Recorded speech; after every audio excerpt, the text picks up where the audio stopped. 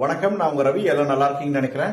September 30 international translation டே. Latin மொழியில இருந்து பைபிள மொழி மாற்றத்துக்கு முதலா டிரான்ஸ்லேஷன் பண்ணது செயின்ட் ஜெரோம் அப்படின்னு சொல்லி நம்மளுடைய வரலாறு சொல்றதாக சொல்லப்படுகிறது. கிட்டத்தட்ட பாத்தீங்கன்னா 2100 லாங்குவேஜஸ்க்கு மேல டிரான்ஸ்லேட் பண்ணப்பட்ட ஒரு நூல், ஒரு புக் அப்படின்னு சொல்லலாம். அச்சு இயந்திரம் கண்டுபிடிக்கப்பட்ட 1815க்கு அப்புறம் மட்டும் கிட்டத்தட்ட 5 கோடி பிரதிகளுக்கு மேல அடிக்கப்பட்டு விற்பனை செய்யப்பட்டுள்ளது அப்படின்னு சொல்றாங்க.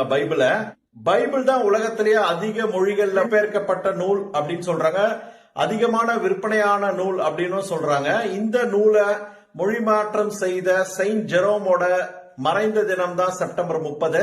இதனாலதான் இன்டர்நேஷனல் டிரான்ஸ்லேட்டர்ஸ் டே இந்த நாள்ல யுஎஸ் மற்றும் பல நாடுகள்ல அனுசரிக்கிறாங்க. உணரப்பட்ட செயின்ட் ஜெரோமோட போட்டோ இமேஜ் இந்த வீடியோல கொடுத்திருக்கேன். இந்த போட்டோவை டிசைன் பண்ணது, பெயிண்ட் பண்ணது யாருன்னு பாத்தீங்கன்னா டாமினிகோ கிர்லாண்டே.